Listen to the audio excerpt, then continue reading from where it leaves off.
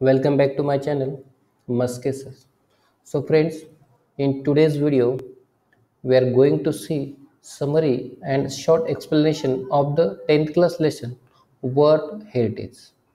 So before we start the video, I request you, if you are still new to my channel, please subscribe my channel and like and share the video. So let's get started. World Heritage. म्हणजे जे आपण heritage म्हणजे त्याला आपण वारसा म्हणतो आणि world heritage म्हणजे वारशांचे वारशांचे विश्व. आता हे जागतिक वारसा याला म्हणजे नेमकं काय, तर ती कन्सेप्ट आपण एकदा समजावून घेऊया. A world heritage site is a site determined by the United Nations Educational, Scientific and Cultural Organization to have significant cultural और नॅचरल इम्पॉर्टन्स टू ह्युमॅनिटी.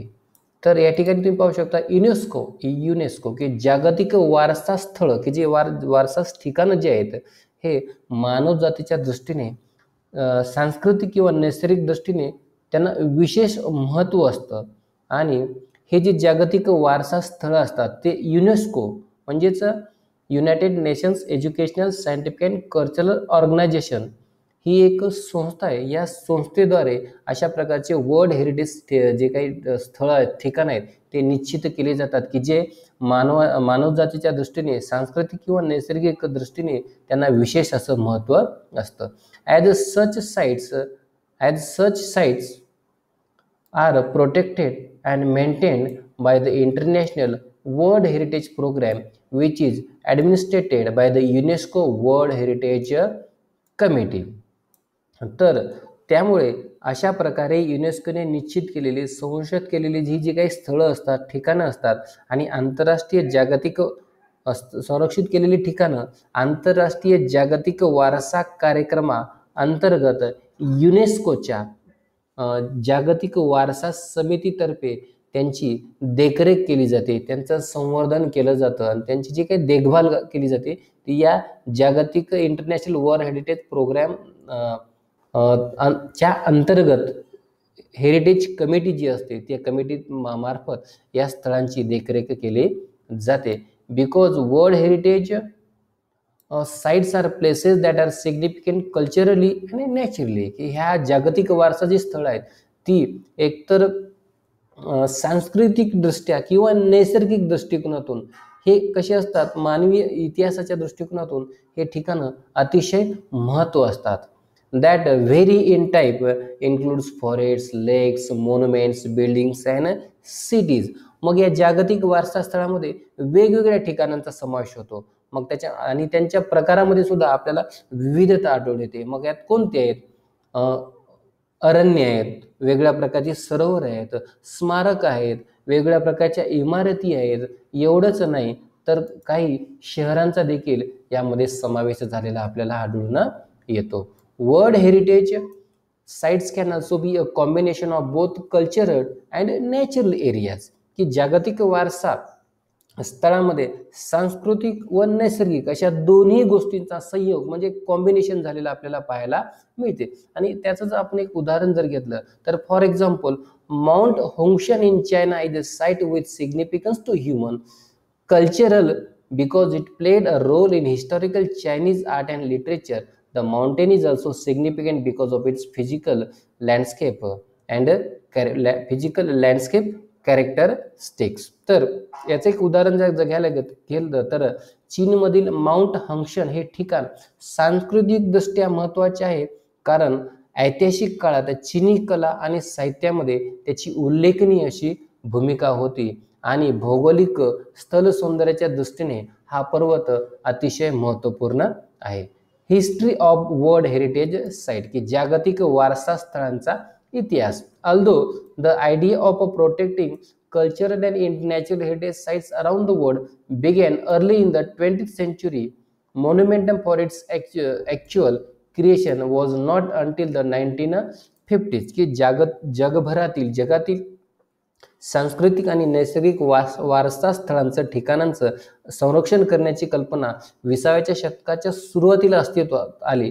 मात्र 1950 सालापर्यंत ती प्रत्यक्षात यायला चालना मिळाली नाही किंवा ती प्रत्यक्षात आली नाही. In 1954, Egypt started plans to build the awesome high dam to collect and control water from the Nile River. The initial plan for the dam's construction would have flooded the valley containing the Abu Simbel temples and scores of ancient Egyptian artifacts. To protect the temples and artifacts, UNESCO launched an international campaign in 1959 that called for the dismantling and movement of the temples to higher ground. The project cost an estimated $80 million and 40 million of which came from 50 different countries. Because of the project's success, UNESCO and the International Council of Monuments and Sites initiated a draft convention to create an international organization responsible for protecting cultural heritage. तर 1950 सालापर्यंत ती प्रत्यक्षात काही चालणार नाही. 1954 मध्ये इजिप्तने Nile नदीचे पाणी नियंत्रित करण्यासाठी, ते पाणी अडवण्यासाठी ॲस्वान हाय नावाचं धरण बांधण्याची योजना आखली. आणि धरण बांधण्याच्या या मूळ योजनेमुळे अबू सिम्बल मधील जे काही मंदिरे आहेत आणि त्याशिवाय असंख्य अशी प्राचीन इजिप्शियन कलाकृती स्थित असलेली दरी, म्हणजे ज्या ठिकाणी अशा प्रकारच्या कलाकृती अस्तित्वात होत्या, ती दरी पाण्याखाली जाणार होती. आणि ही काही मंदिरे, ह्या ज्या काही प्राचीन इजिप्शियन कलाकृती आहेत, त्या संरक्षित करण्यासाठी युनेस्कोने 1959 मध्ये एक आंतरराष्ट्रीय मोहीम राबवली, ज्याद्वारे मंदिरे उतरवून एका उंच ठिकाणी स्थलांतरित करण्यात आली. आणि या प्रकल्पाचा खर्च अंदाजे $80 मिलियन अमेरिकी डॉलर्स इतका झाला, ज्यातले $40 मिलियन 50 वेगवेगळ्या देशांकडून जमा झाले.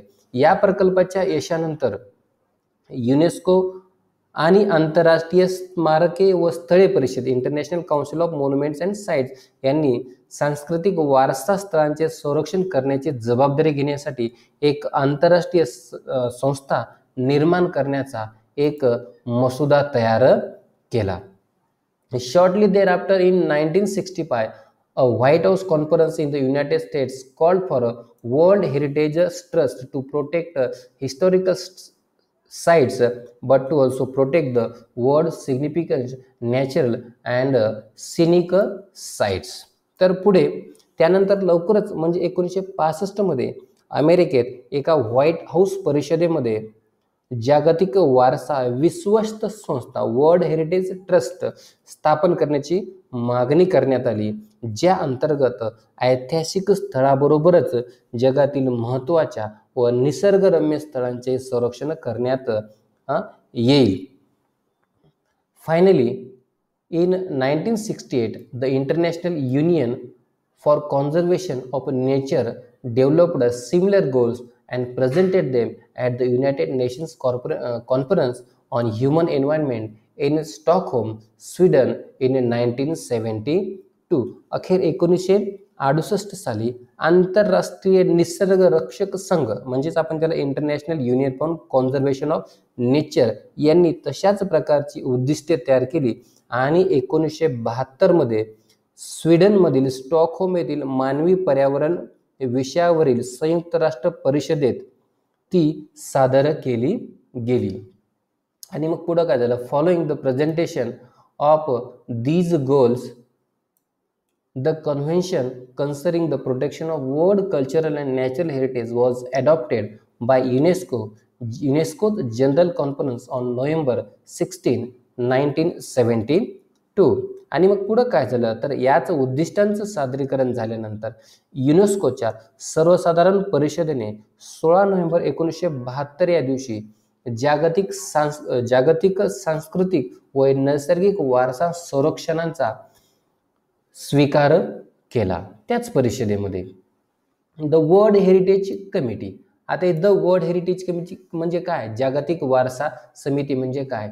Today the World Heritage Committee is the main group responsible for establishing which sites will be listed as a UNESCO World Heritage sites, ही जागतिक वारसा समिती म्हणजे काय, आज युनेस्कोच्या जागतिक वारसा स्थळांच्या यादीमध्ये कोणत्या कोणत्या ठिकाणांचा समावेश केला जावा याचे प्रमुख अधिकार या संपूर्ण जागतिक वारसा समितीकडे आहेत. म्हणजे एखादी ठिकाण जागतिक वारसा स्थळामध्ये त्याचा समावेश करावायचा का नाही हे ठरवण्याचे संपूर्ण अधिकार या समितीकडे आहेत. The committee meets once a year and consist of representatives from 21 state parties that are elected for 6 year terms by the world heritage centres general assembly. तर या जागतिक वारसा समितीची बैठक वर्षातून एकदा होते आणि त्यामध्ये जागतिक वारसा केंद्राच्या सर्वसाधारण कायदेमंडळाने किंवा सभेने 6 वर्षाच्या कालावधीसाठी निवडलेल्या 21 राज्य पक्षांच्या प्रतिनिधींचा समावेश असतो. म्हणजे 6 वर्षासाठी जे काही प्रतिनिधी निवडले जातात ते प्रतिनिधी या या सभेमध्ये किंवा या जे काही म्हणजे ठरवण्याचा जो काही एक सभा असते त्या सभेमध्ये हे प्रतिनिधी काय करतात, सहभाग घेतात. The state parties are then responsible for identify and nominating new sites within their territory to be considered for inclusion on the world heritage list. आणि मग हे जे प्रतिनिधी आहेत ते आपापल्या प्रदेशातील नवीन स्थळे शोधून त्यांचा जागतिक वारसा स्थळामध्ये समाविष्ट करण्यासाठी विचार केला जावा यासाठी त्यांचं नामांकन करण्याची संपूर्ण जबाबदारी या राज्य पक्षांची म्हणजे या राज्य प्रतिनिधींची असते की जे 21 पक्षांचं काय करतात, प्रतिनिधित्व करतात. आता becoming a world heritage site की एखादं ठिकाणाचा जागतिक वारसा स्थळामध्ये कशा प्रकारे समावेश होतो, तर त्याच्या काही आपल्याला काही प्रोसेस आहेत, काही टप्पे आहेत. तर ते टप्पे कोणते आहेत? There are 5 steps in becoming a world heritage sites. की एखादं ठिकाण जागतिक स्तरामध्ये समावेश होण्यासाठी त्याला त्या प्रक्रियेच्या एका 5 टप्प्यामधून काय करावं लागतं, जावं लागतं. आता मग कोणते ते टप्पे कोणते आहेत? The first which is for a country or state party to take an inventory of its significant cultural and natural sites. मग आता पहिला टप्पा कोणता आहे? पहिला टप्पा म्हणजे एखाद्या देशाने किंवा त्या राज्य पक्षाने, जे 21 राज्य पक्ष आहेत, पक्षाने आपल्याकडील लक्षणीय अशा सांस्कृतिक व नैसर्गिक स्थळांची संपूर्ण यादी तयार करणे. म्हणजे ज्याच्या अंतर्गत ज्या 21 पक्ष आहेत त्याच्या जे काही त्यांचे ठिकाण आहे त्यांच्या अंतर्गत this is called the tentative list and it is important because nominations to the world heritage List will not be considered unless the nominated site was first included on the tentative list. आणि ही जी काही संपूर्ण यादी तयार केली जाते याच यादीला टेंटेटिव्ह लिस्ट किंवा प्रायोगिक किंवा तात्पुरती यादी म्हणतात. आणि ही यादी अतिशय महत्त्वाची असते कारण एखाद्या स्थळाचा, नामांकित स्थळाचा जर प्रथम प्रायोगिक यादीमध्ये समावेश केलेला नसेल तर जागतिक वारसा यादीसाठी त्याच्या नामांकनाचा विचार अजिबात केला जात नाही. म्हणून जर एखाद्या ठिकाणाचा जर जागतिक वारसा यादीमध्ये समावेश करायचा असेल तर त्याचं नामांकन या पहिल्या प्रायोगिक किंवा तात्पुरत्या यादीमध्ये येणं गरजेचं आहे. नेक्स्ट कंट्रीज, आता नेक्स्ट दुसरी टप्पा, next countries are then to able to select sites from their tentative list to be included on nomination file. त्यानंतर प्रत्येक देश आपल्या प्रायोगिक यादीतून नामांकन देण्यासाठी फाईलमध्ये समाविष्ट करण्यासाठी काही निश्चित, काही ठराविक असे स्थळं, ठिकाणं काय करतो, निवडतो. And the third step is a review of the nomination file by 2 advisory bodies consisting of the International Council on Monuments and Sites and the World Conservation Union who then make recommendations to the World Heritage Committee. आणि तिसऱ्या टप्प्यात जागतिक स्मारके व स्थळे परिषद, international council on monuments and sites आणि जागतिक संरक्षण संघाच्या म्हणजे वर्ल्ड हेरिटेज कमिटी, 2 सल्लागार समित्या या नामांकन केलेल्या फायलींचं काय करतात, परीक्षण करतात, तपासणी करतात आणि जागतिक वारसा समितीकडे त्या आपल्या शिफारसी पाठवतात. म्हणजे त्यांची शिफारस ते करतात की ह्या जे काही स्थळ आहेत यांचा जागतिक वारसा समितीमध्ये समावेश केला जावा असे ते रिकमेंडेशन्स करतात. मग पुढं काय होतं बघा, the world heritage committee meets once a year to review this recommendation and decide which sites will be added to the world heritage sites. आणि मग ही जी जागतिक वारसा समिती आहे आपल्या वार्षिक म्हणजे त्यांची जी काही वार्षिक बैठक होते, या बैठकीमध्ये ह्या ज्या काही शिफारशी आलेल्या आहेत, हे जे काही नामांकन आलेले आहेत, त्यांचं अवलोकन करतात आणि जागतिक वारसा स्थळामध्ये कोणत्या ठिकाणाचा समावेश करावयाचा हे ठरवण्याचं काम या समितीचं असतं. The final step in becoming a World Heritage Site is determining whether or not nominated sites meet at least one of the 10 selection criteria. आणि जागतिक वारसा स्थळ बनवण्याचा शेवटचा टप्पा म्हणजे प्रस्तुत नामांकित स्थळ जे काही रेकमेंडेशन्स आलेले आहेत, ते हे स्थळ जे काही निकष लावलेले असतात, जे काही 10 निकष लावलेले असतात, त्या 10 निकषापैकी किमान एक निकष पूर्ण करते का नाही हे पाहणे, हे बारकाईने तपासून पाहणे. If the sites meets this criteria it can then be inscribed on the world heritage list. आणि या स्थळाने जर हे निकष पूर्ण केले तर जागतिक वारसा यादीमध्ये त्या स्थळाचं नाव नोंदवलं जातं, म्हणजेच ते स्थळ जागतिक वारसा स्थळ म्हणून जाहीर केलं जातं. Once a site goes through this process and is chosen, it remains the property of the country on whose territory it sites, but it also becomes considered within the international community. आणि एकदा का एखाद्या स्थळाने हे जर निकष पूर्ण केले तर ते स्थान या संपूर्ण प्रक्रियेतून निवड झाल्यानंतर ते ज्या भागात आहे त्या देशाची तर मालमत्ता ती असतेच, परंतु त्यावर आंतरराष्ट्रीय समुदायाचा देखील म्हणजे तो भाग, ते ठिकाण आंतरराष्ट्रीय समुदायाचा देखील भाग म्हणून गणला जातो. या व्यतिरिक्त ती त्या देशाचीच प्रॉपर्टी असतेच. Types of world heritage sites. मग जागतिक वारसा स्थळांचे प्रकार यामध्ये आपल्याला वेगवेगळ्या प्रकारे पाहायला मिळतात. As of 2009 there are 890 world heritage site that are located in 148 countries. की 2009 पर्यंत गणना केलेल्या 148 देशांमध्ये एकूण 890 जागतिक वारसा स्थळ आपल्याला पाहायला मिळतात.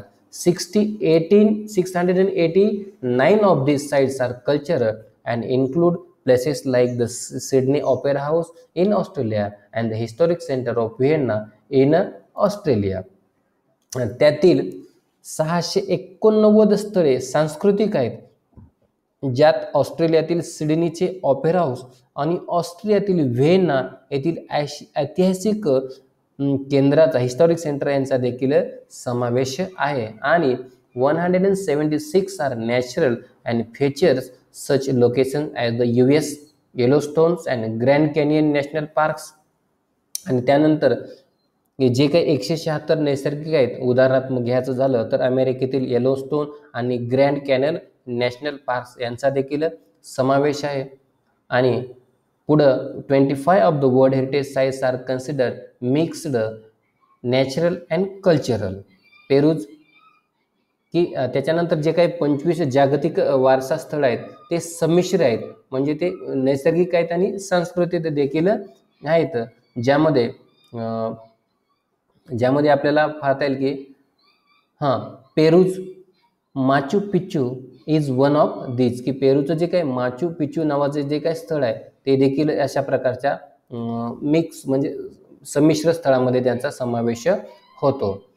Italy has the highest number of world heritage site with 44. तर इटलीमध्ये सर्वाधिक म्हणजे 44 जागतिक वारसा स्थळ आहेत. India has 36, 28 cultural, 7 natural and 1 mixed world heritage site. तर भारतामध्ये एकूण 36 जागतिक वारसा स्थळ ठिकाणे आहेत, ज्यामध्ये 28 सांस्कृतिक आहेत, 7 नैसर्गिक आहेत आणि 1 संमिश्र आहे. The World Heritage Committee has divided the world's countries into 5 geographic zones which include Africa, Arab states, Asia Pacific, Europe and North America and Latin America and the Caribbean.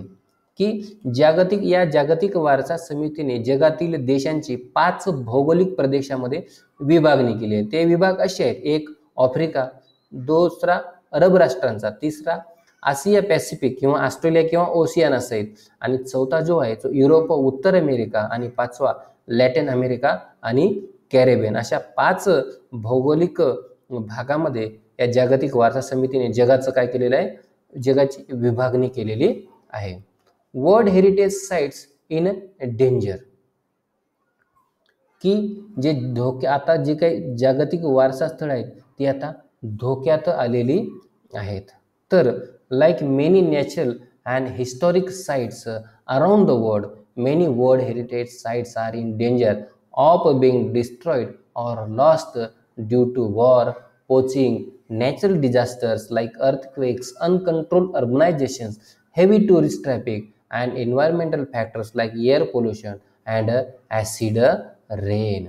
तर जगभरातील कित्येक अशी नैसर्गिक, ऐतिहासिक व सांस्कृतिक ठिकाणाप्रमाणे अनेक जागतिक वारसा स्थळांना आज धोका निर्माण झालेला आहे. त्यांचं अस्तित्व आज धोक्यात आलेलं आहे, की वेगळ्या प्रकारचे जे काही संकट आहे, ज्यामध्ये युद्ध आहे, अतिक्रमण आहे, भूकंपासारख्या नैसर्गिक घटना आहेत, किंवा वाढतं शहरीकरण, पर्यटकांचे येणारे प्रचंड लोंढे, त्याचबरोबर हवेचं प्रदूषण, ॲसिड रेन म्हणजे आम्लवर्षा, यासारख्या पर्यावरणीय घटक आणि संकटामुळं आज बरीचशी जागतिक वारसा ठिकाणं आज धोक्यात आलेली आहेत. त्यांचं अस्तित्व आज खूप धोक्यात आलेलं आपल्याला पाहायला मिळतं. World heritage sites that are in danger are inscribed on a separate list of world heritage sites in danger which allows the World Heritage Committee to allocate resources from the World Heritage Fund to that site.